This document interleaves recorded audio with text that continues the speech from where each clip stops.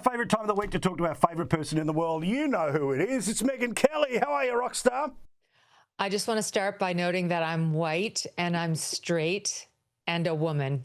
Just FYI, I'm white, straight, cis, and a woman. That'll come up later. Just FYI. Really important. And don't forget astronaut as well. But yes, skin colour, most important of all. We get to it in a second. So, President Trump wants to improve the White House. So, what's he done? A flagpole in the front yard, a flagpole in the backyard. He's turned the Rose Garden. He's put down a patio so he can have some outdoor barbecues. And now he wants to build a ballroom. He's paying for all this, by the way, but the left's brains pop, pop, pop. I think it's awesome. I feel like, why didn't we have a ballroom before? I actually didn't really know that. I've been in the White House a bunch of times, but I've never had free reign of the place. So it's not like you just walk around and check out every single room. But yeah, there's no ballroom, which is weird. Like, it's where the president entertains and hosts state dinners and so on. Like, why wouldn't you have a ballroom where you could have a band, you could have dancing, you could have a large number of people there for some sort of a ceremony? I mean, it makes perfect sense to me. And having just gone to the Rose Garden, the newly revamped Rose Garden, I was there less than 2 weeks ago. It was stunning. It was absolutely beautiful what he did out there. And, people are like, but the roses. Well, who cares about the roses? There are a lot of flowers on the White House grounds. They don't have to be in that particular spot. That spot is right sort of ensconced in the middle of the White House itself. So you've got, actual White House walls on two sides of you and then two sides of open air. And he just put down a patio, a very nice, classily done patio, where the president can stand outside and host. This week it was a Senate meeting. Last week it was the Presidential Medal of Freedom for Charlie Kirk. And it's an absolutely stunning spot with the sun beaming down on you. This is a spot a president would actually now use. Unlike the Rose Garden, which is like, you might be able to take a look at it from inside, but you wouldn't, like, there's not a ton of footage of presidents going out and walking around the Rose Garden unless they were looking to make a photo op. So this is much more functional and gorgeous and opens up the White House in yet another way to a bunch more people. So look, they didn't complain when Obama did not only his basketball court that he added, but he did some 4-year reno to the White House that cost something like $380 million during his first term. President Taft redid the entire White House. It was like a gut rehab from the inside out. We've had the bowling alley was put in by a former president. All these things have been added. It's just when Trump wants to add one room, a ballroom, people decide to melt down because they can't stand him. It's their TDS. I guarantee you the next president will not tear down the ballroom, even though some lunatics are already saying, we should do that. We can tear it. Why would you tear down a positive addition that actually could make the place super functional for every president from here forward? Yeah, that's the thing. They want to pretend that Trump is a historical aberration. And what is doing their heads in is that there is going to be physical reminders that he is a historic president. Somebody who changed the country, good or bad, your opinion, but certainly changed modern politics and therefore the White House as well. And speaking about White Houses, can we speak about the former Joe Biden press secretary, Karine Jean-Pierre? She was a terrible White House spokesperson. She had to read all of the time. But now she's got a book out. She's promoting it. And she's not a Democrat anymore. She's independent. All she is saying in these interviews is, I'm black and I'm queer. I'm black. I'm a black woman. And I'm queer, too. Queer. She keeps mentioning that. Like, why do you, like, what lesbian just keeps calling herself queer? It's weird. What is that? Like, isn't queer for the sort of like mildly undecided? I don't even know what it is. It's an unnecessary letter. LGB. We all get that. They're divorced from the QT because those things have totally different agendas. LGB we get. I think she's L. Why doesn't she just say she's L? Why does she have to put the Q in there? Queer. And by the way, the LGBTQ community will tell you that the Q also stands for queer and questioning, neither of which should get its own letter. So she really wants you to know that she's black and she's queer and also an immigrant and she's the trifecta. And of course, we're all sitting back here like, we know.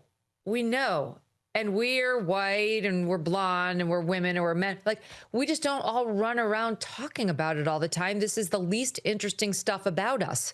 But it's the only thing she's got to offer for herself.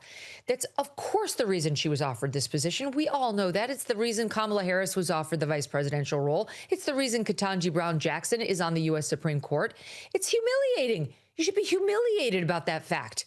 that that's the reason. If I were in her position, I'd be downplayed. I'd be never mentioning it again. I'd be talking about, I don't know, where I went to college or what interesting thing I did in the White House.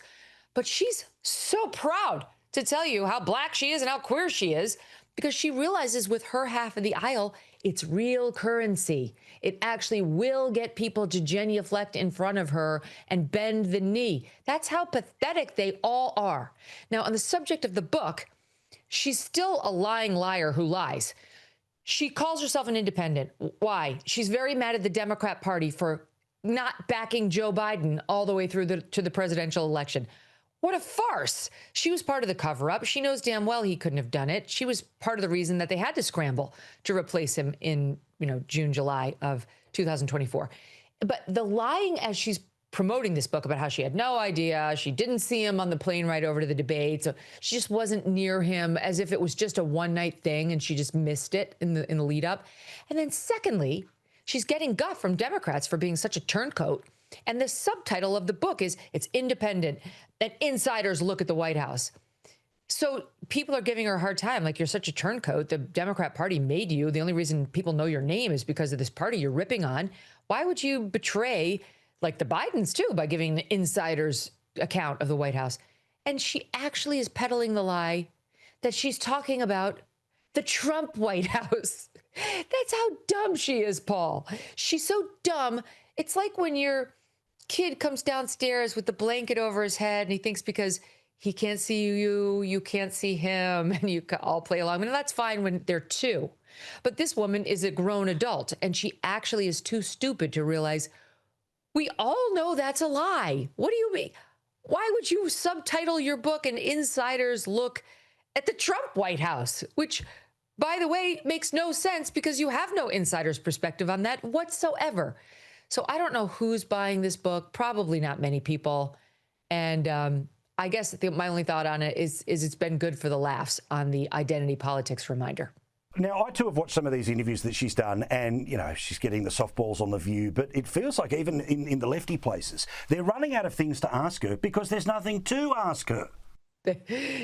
Because she already put up her force field of black and queer, black and queer.